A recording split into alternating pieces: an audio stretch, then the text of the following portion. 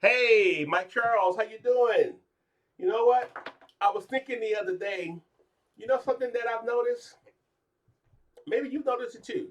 Have you noticed how you go to work every day, or you have a job or business or whatever you do? You notice that you seem to work harder than your money. What does that mean?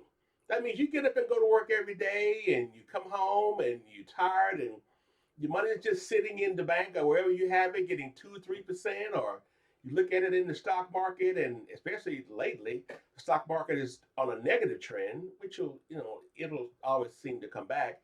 But the point of the matter is, I want you to start thinking about, hey, I need to get my money to work as hard or as harder than I am. My money needs to work hard too. When you work hard and you come home and you have money, your money should be working too. Your money should be working to increase itself. Your money should be looking at doubling or tripling or whatever it takes, but your money should be reproducing after its own kind. Money just sitting in a drawer somewhere, as you know, is not going to do anything. But if you're really trying to stop struggling financially, you know this, you're going to have a plan. And I hated to hear that word budget. It seemed that budget was a four-letter word, like, oh no, budgets, budget, budgets. But you know what? You're going to have to do that. And there's a few tips that I'm going to give you today, and hopefully you can take a look at this and see how it'll help you. The first thing is build a plan. You got to have a plan. You have to figure out what you want to do with your money. Where do you want to go? How will you get there? You got to have a series of steps. Second thing is you need to cut unnecessary spending. You know this already. Are you doing it?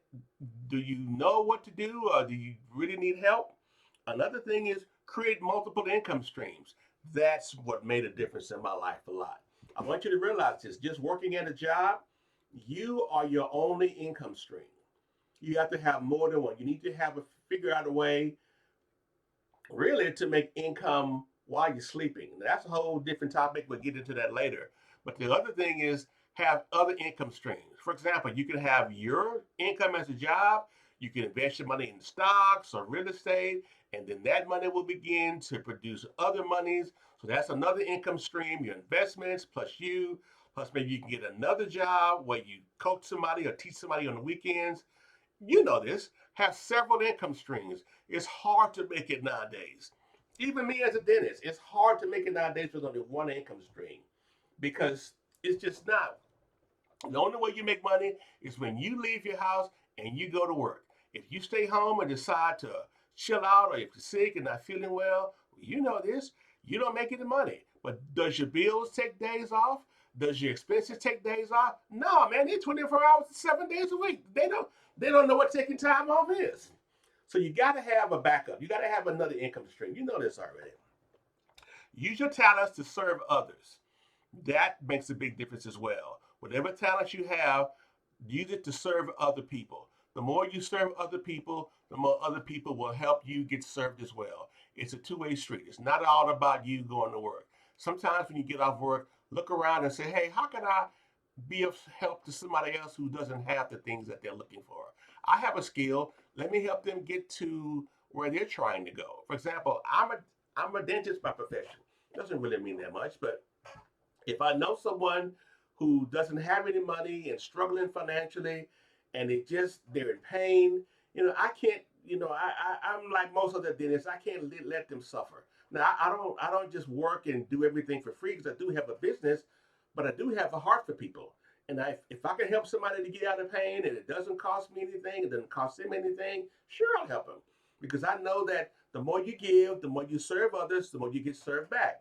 And then lastly, stay consistent.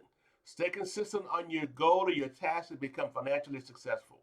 Okay? You have to have goals, you got to have dreams, you have to have plan, you have to have service to other people, you have to have faith.